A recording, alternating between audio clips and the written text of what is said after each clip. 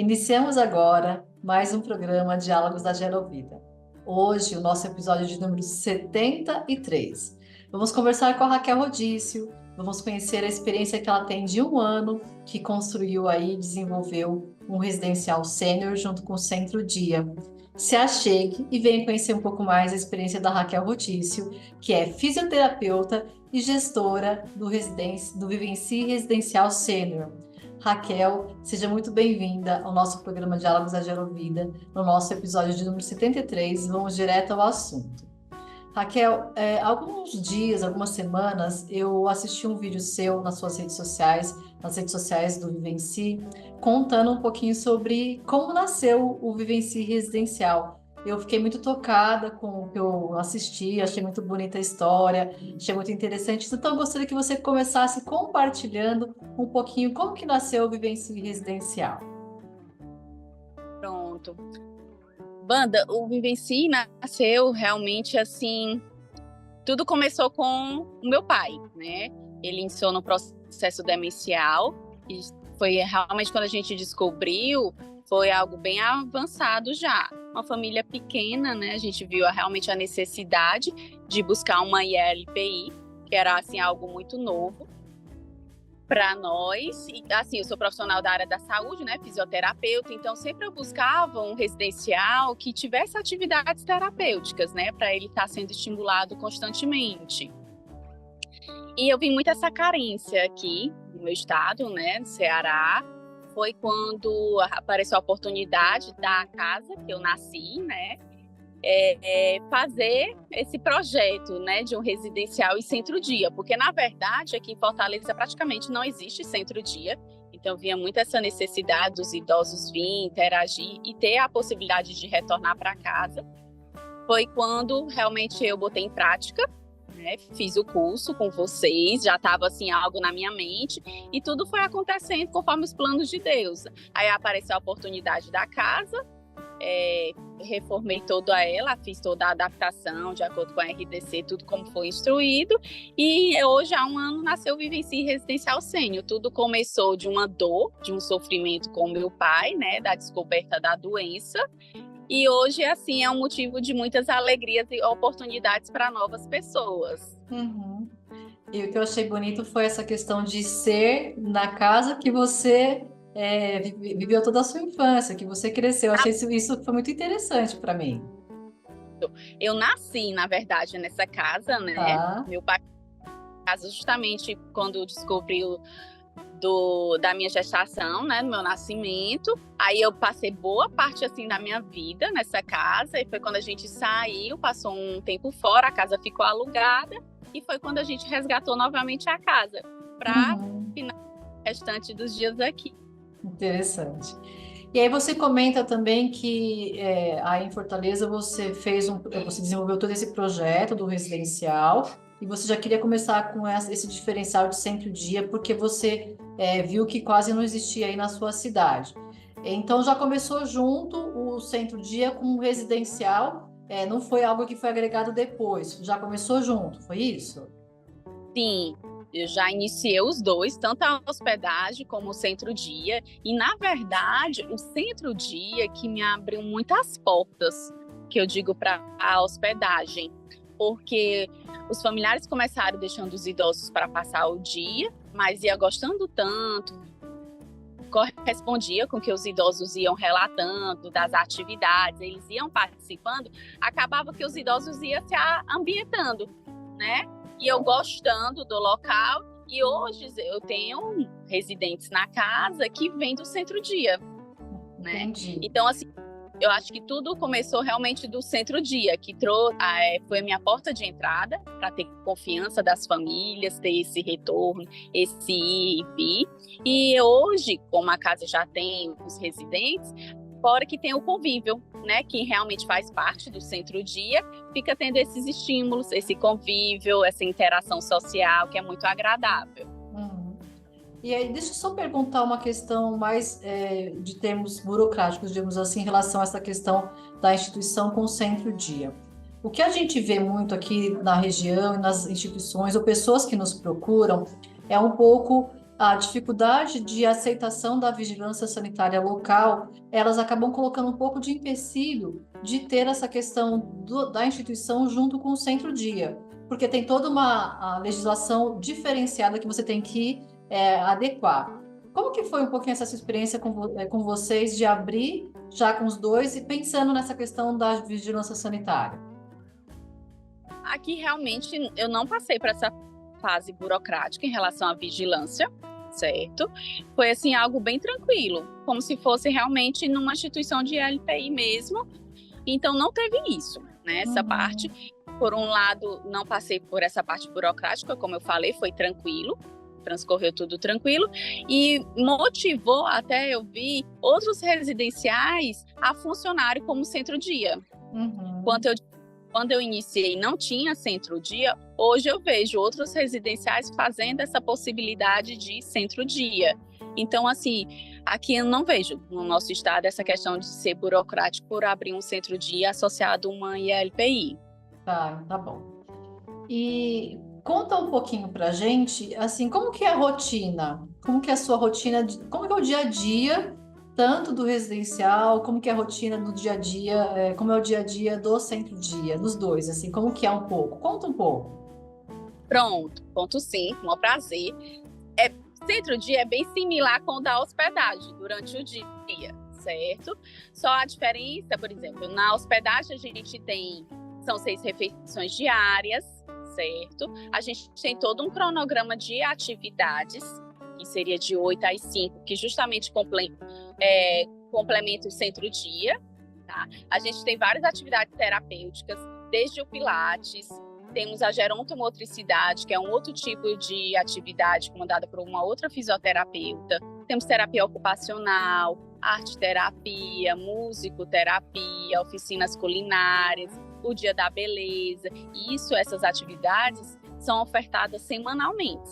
Então, é o mesmo para o centro-dia como para os residentes, certo? A diferença do centro-dia para a hospedagem, como eu falei, são 6 refeições diárias. Do centro-dia, por contemplar o horário de 8 às 5, acaba sendo 3 refeições diárias. Mas eles têm todo esse acompanhamento de banho, tem a parte dos dormitórios. Então, o cronograma, de acordo com como é seguido durante o dia com os residentes, seguimos também com o centro-dia. Tem essa possibilidade. E agora pensando também, eu sempre gosto de compartilhar com as coisas que a gente escuta e a gente acompanha. Uma das coisas que chega bastante para a gente, quando as pessoas pensam nessa possibilidade de abrir uma instituição com o centro-dia, uma fala muito comum é assim: o público do centro-dia, o perfil é independente ou semi-dependência, mais de locomoção. E o público do residencial, muitas vezes já é um público mais limitado, cadeirante, ou até com uma necessidade aí de um acompanhamento mais de dependência. E as pessoas às vezes falam, mas será que isso não vai trazer um olhar mais negativo para o público independente? Será que não vai atrapalhar? Você já falou um pouquinho da socialização, que isso é importante, mas eu queria que você trouxesse da sua experiência, tipo assim, qual que é o perfil. Você falou que muitos saíram no centro-dia e se tornaram depois residentes aí da instituição de longa permanência. Mas como que é essa questão do seu perfil hoje, desse público para o residencial, e a relação entre esses dois perfis de públicos? Pronto. Tem realmente esses questionamentos. Hoje o meu perfil, eu vejo que é um perfil mais ativo. São idosos mais ativos, se locomovem, são independentes, mas na casa tem sim os dependentes com grau de dependência, né, grau 2, temos até grau 3 também na casa, e acaba que assim, complementa, né, acaba dando certo. Hoje o nosso perfil do centro-dia realmente é mais ativo, né, tem mais essa liberdade, mas acaba associando bem. As profissionais são para ir, né, como a gente recebe graus 2 e 3, então acaba que a gente acolhe também, tanto no centro-dia como na hospedagem. E dá certo, porque como a casa é repleta assim, de atividades terapêuticas, acaba que eles chegam tão dependentes, né? Eu falo assim, os cadeirantes, que hoje eles acabam tendo uma independência. né? Uhum. Ele já consegue se locomover, já sente uma certa independência.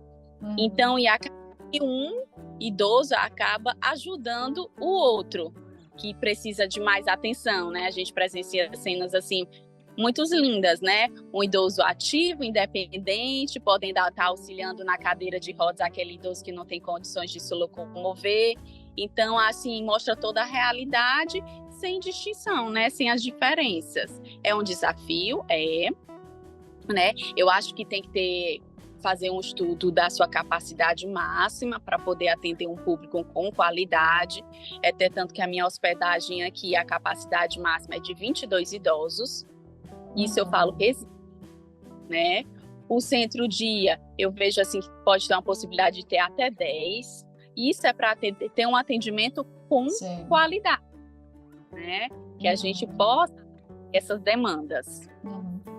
E falando um pouco agora que você falou assim, é um desafio. Indo para este um ano que você tem já de residencial, é, quais que foram os desafios, os problemas, as dificuldades que vocês enfrentaram, por exemplo, pensando em profissionais que a gente escuta hoje o quão difícil é mão de obra para trabalhar capacitada para trabalhar no residencial, ou pensar na parte burocrática, ou pensar na questão da relação com os familiares, ou na própria relação com os residentes, usuários. Então, quais que foram esses desafios, essas dificuldades, esses problemas que vocês enfrentaram ao longo deste um ano? Eu posso dizer que ao longo desse um ano eu passei por todos esses desafios. Não gosto de dizer problemas, mas desafios. Ótimo, Ou tá. acaba gerando assim muito aprendizado, né? Então assim, eu passei por todos esses, tanto na parte familiar, como na parte do idoso, como na parte de funcionários, né?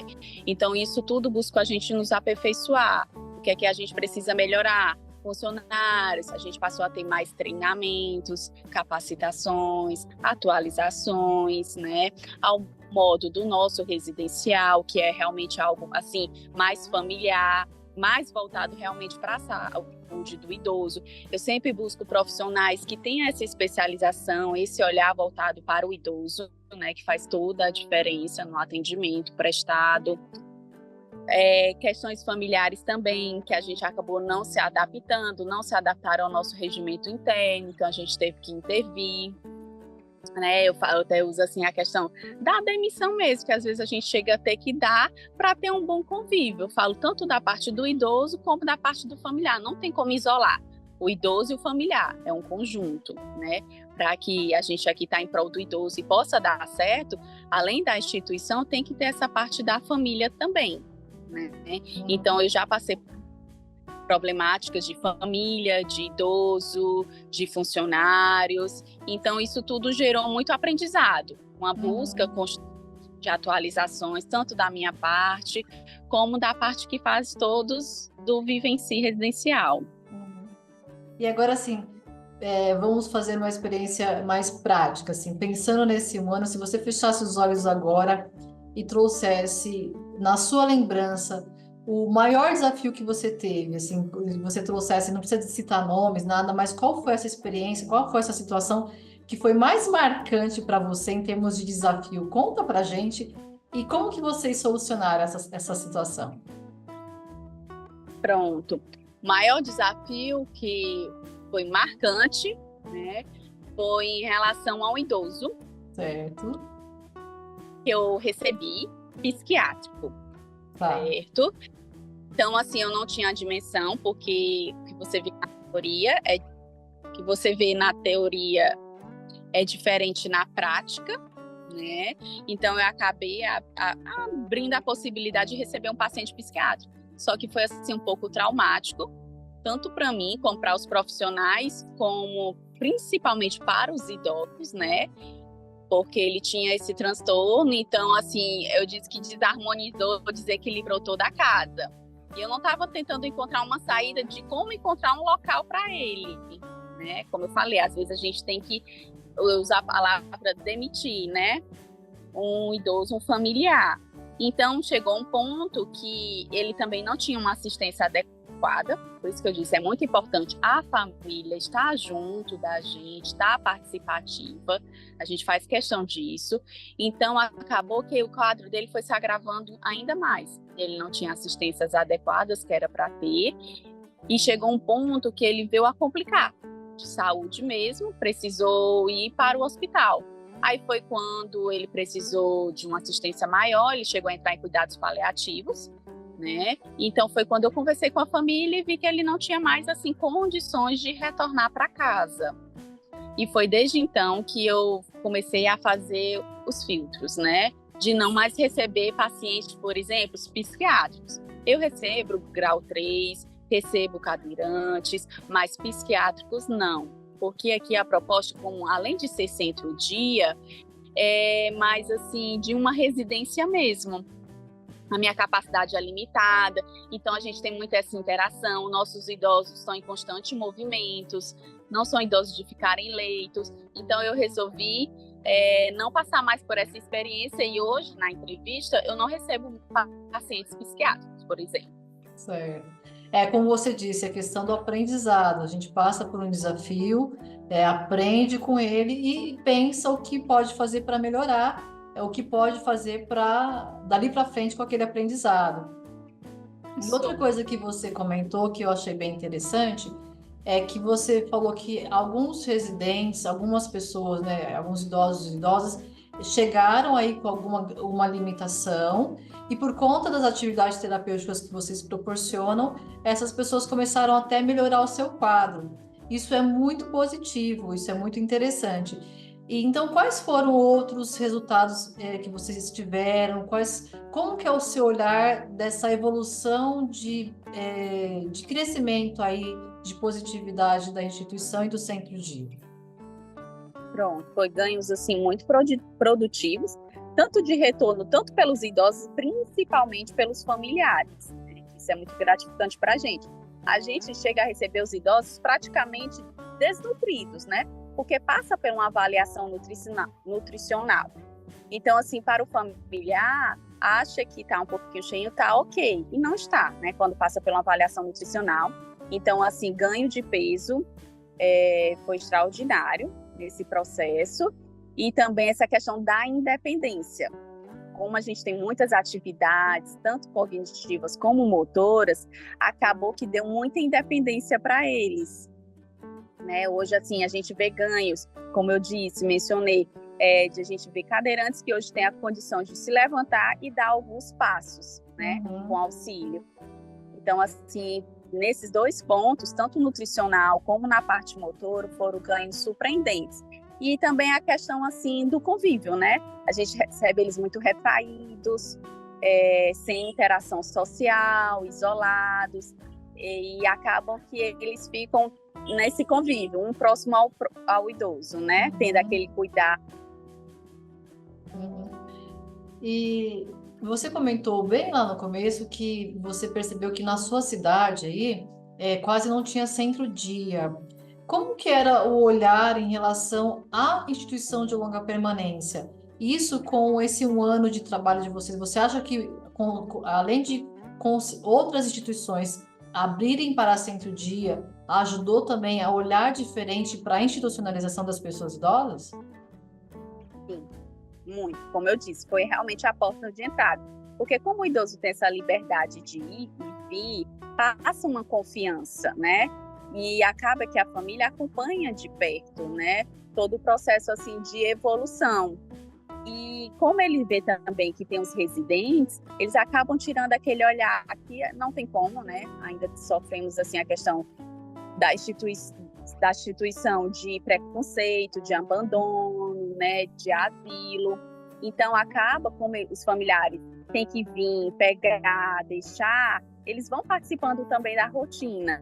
Então, isso gerou muita confiança, né? Acaba sendo todo um processo. Eu digo que não é algo imediato, é algo que vai sendo trabalhado, né? Constantemente.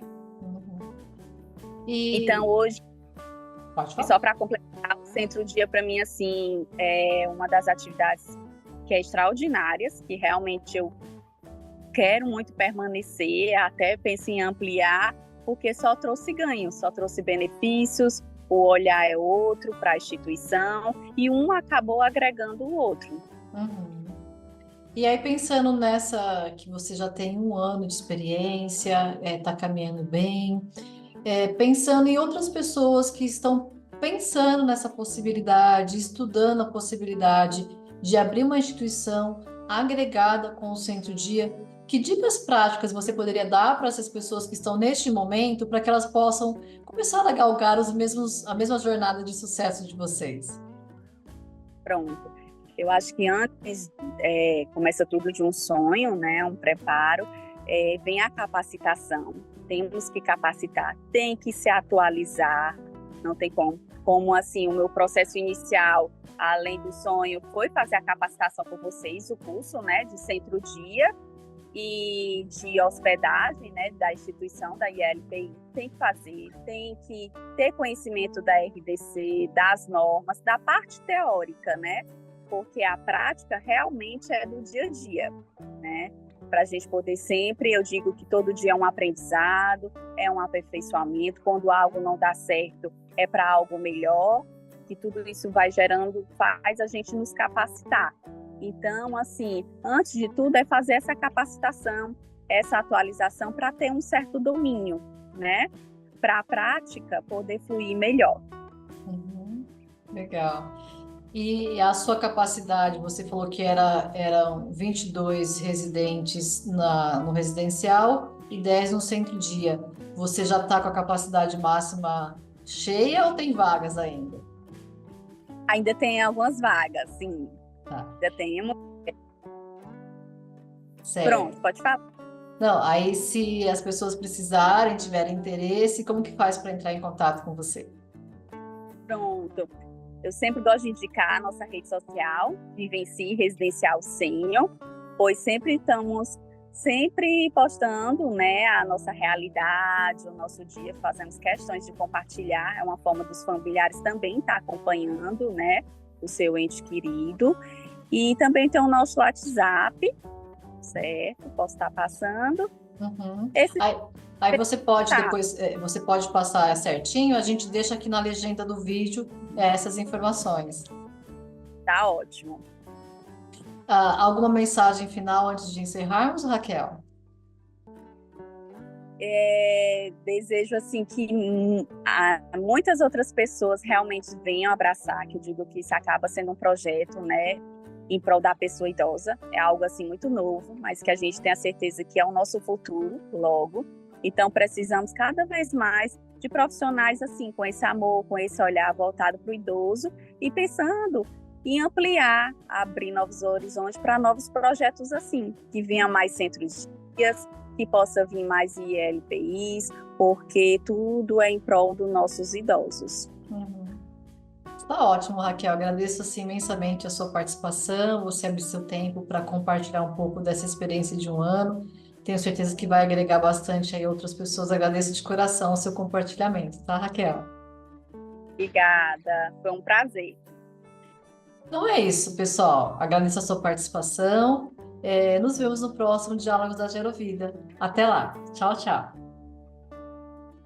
Agradecemos por ter assistido o nosso programa até o final. Se você gostou desse episódio, dê um like, deixe seu comentário e compartilhe com quem você acha que se beneficiaria com esse conteúdo.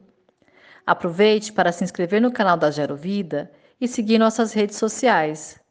Conheça também nossos cursos e atividades por meio do site da Gero Vida. Conte sempre conosco!